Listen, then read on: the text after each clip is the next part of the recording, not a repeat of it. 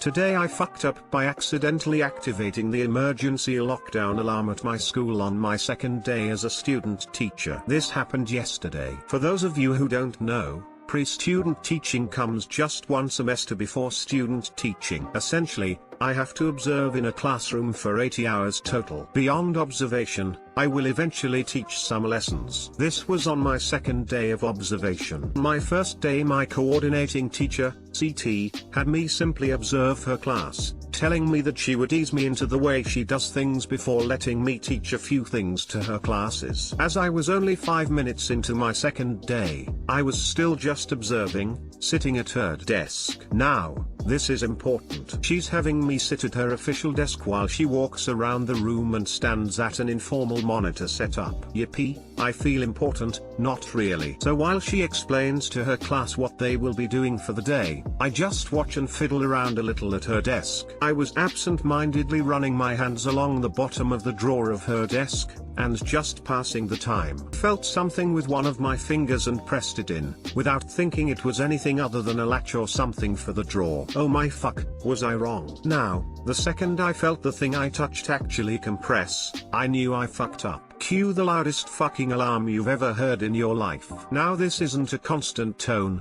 but rather a constant message, stating the following: emergency, emergency, proceed to emergency lockdown. There is a threat in the building. Law enforcement has been alerted and is on the way. I damn near shit my pants. The students all start freaking out, most assuming it was an impromptu drill, and my CT immediately runs to the door, locks it, and shuts the blinds. Instantly I try to motion to her that it was me, but she runs back to her computer. As it turns out, a school-wide email was also sent to each teacher, telling them exactly where the alarm was coming from. Go figure, my CT saw that it was coming from her own room. She then finally turned to me and saw the look of horror on my face. She then spent the next 5 minutes trying to alert the main office that it was, in fact, a false alarm. In the first few minutes of the five, a police officer arrived to confirm that it was just some dumbass, me, who had set it off. I spent the rest of the day completely red-faced whenever near any of the faculty, and I was appropriately poked fun at by all of them. At least I came away with a story that my university professor says is one that I doubt will ever be topped. Too long didn't read, I pressed a button under my desk that I didn't know existed,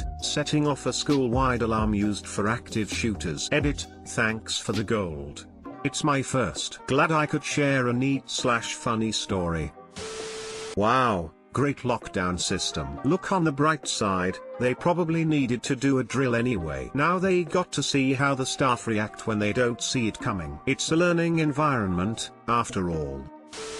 Hopefully she will forgive you and won't give you too hard of a time while you're still in the classroom. She has already forgiven me and even blames herself a little for not telling me about their emergency procedures on the first day. All is well.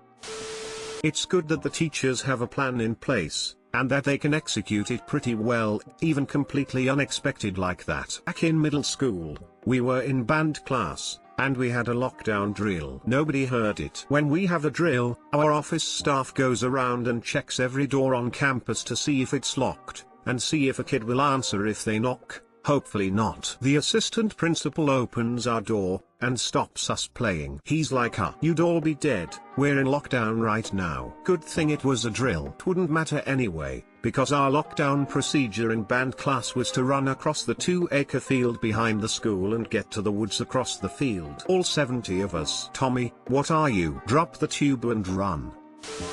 My school wouldn't even stop class for fire alarms. The hot seat is where you learn shit you never forget. Today I fucked up by giving my kids insane haircuts and forgetting about it. Pics included. Today was winter picture day at my kids' school.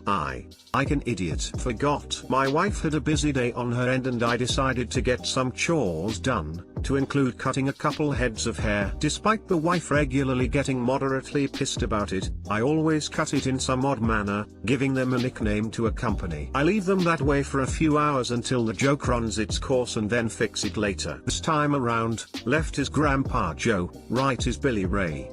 As you can imagine, night shift working dad falls asleep, after the wife gets home, thoroughly unimpressed, and stays comatose until it's time to go into work. Then in the morning, both are already in beanies due to the cold weather. So it's mostly their fault. At any rate, the school staff must have a fairly white trash connotation of us, as I never got a WTF call or anything. I frantically fixed them and the wife has no idea I hadn't fixed it before picture day. Now to await the school pictures to come in the mail. Could be a wonderful moment. Will update.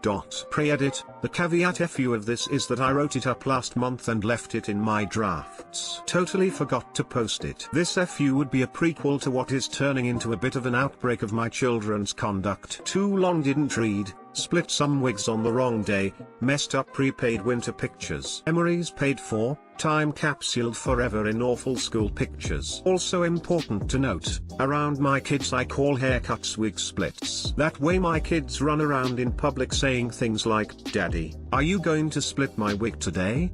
Or "Mommy gets mad when my dad splits my wig. She always forgives him though." I get a dark chuckle out of it. About the only school pictures I'd actually buy, lol. I always cut it in some odd manner. What's wrong with doing it in your own house or at the very least a bizarre mansion?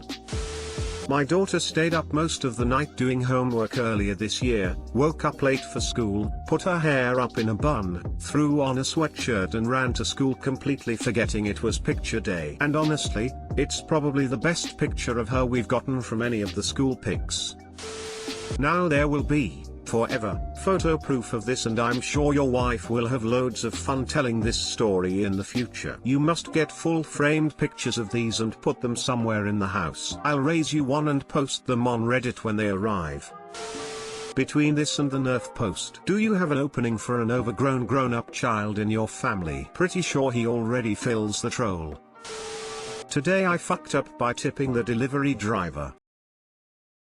Today I decided to order a pizza from Papa John. It cost around $20 including delivery and tax, and I decided to give a $3 tip. I only had $22 in cash and I had one of those $1 coins, and I decided I would use that so I could give a decent tip. When the delivery guy got here I grabbed my money including what I thought was the $1 coin and I give it to him and took my pizza, then sat down to eat. Before I can continue you need to know a lot of context. Several years ago I was suicidal. My families used to go on these yearly trips to California which I would always beg and plead not to go on. Thankfully that year my mom gave me a choice: go on the California trip or go with my dad. My dad was going to New Mexico to help one of his friends fix up one of his old properties so he could sell it for more. If I were to go with my dad it would essentially be 3 days of hard labor and I wouldn't get paid either, but if I went with my mom I would spend 5 days in California, eat out for every meal and go to Disneyland. I chose to go with my dad. My dad's friend was in the Navy. I think his rank before he got out was Chief Petty Officer or some other very high rank. Anyways, after the 3 days I spent there helping them, it came to the end of the last day and my dad's friend offered to pay me. I said no because my dad said I wasn't going to get paid. My dad's friend and my dad said that we're proud of me for my integrity, being honest and sticking to the original agreement. My dad gave me $100 but my dad's friend gave me a challenge coin. To 12-year-old me $100 was more than I would see in 3 years, let alone 3 days. But I didn't care about the money. To me, the challenge coin was the bigger reward. Cause I felt depressed at this period in my life. I felt that I was worthless and wasn't capable of anything, let alone something worthy of praise from a high-ranking officer in Navy. After I got this coin I used it as an example as to why I mattered and that I was worth something, and that I should keep on going. A year or two after I woke up one day and my depression was gone, and soon after that I forgot about the challenge coin. Back to the present. I had finished eating my pizza and I went back to my room, when I noticed something shiny on my dresser. It was the $1 coin. At first I felt bad because I thought I didn't give the delivery driver a good tip, but I definitively remember giving the driver a golden coin. It took me a second but I then realized that I gave him the challenge coin instead of the $1 coin instead. After that I cried for a little bit because of how much that coin meant to me, and now it's gone forever. TL Doctor, I accidentally gave the delivery driver a challenge coin that I got from a high-ranking officer that helped me with my depression instead of a $1 coin. Edit, update. Got the coin back. Edit 2, I got the coin back by calling the place, and before I could finish telling the story they immediately knew what was going on and they sent the guy to bring it back, and I managed to scrounge up $5 so I could actually give him a decent tip. When he got to my house he gave me the coin back and I gave him the $5. Edit 3, because some people can't read and I can't type, I got the pizza at 9 PM my time. I realized what had happened at 11 PM, then posted this at midnight. I then went to bed, woke up in the morning and then called Papa John's and got my coin back. I also only had an extra $3 that could give for a tip, and yes, I know a $3 tip is pretty mediocre. What about calling the pizza place and asking for your delivery driver? Chances are he will give it right back, especially if you throw in a few more bucks to sweeten the deal. Very plausible, and I'm a former delivery driver. We mostly just want cash tips. The occasional beer is great, but money helps with the gas. I would call pizza place and speak to driver, explain, and maybe he will be decent and let you have it back. Any idea what the driver's name was? Perhaps if you called the store and explained the situation, you may be able to get it back. I think it's too late now because we're at it's midnight, and if I call in the morning and if they can figure out which driver it was, the driver probably forgot about the weird looking coin and either it got dumped into a Coinstar machine or he threw it away. Either way, I'm probably not getting that coin back.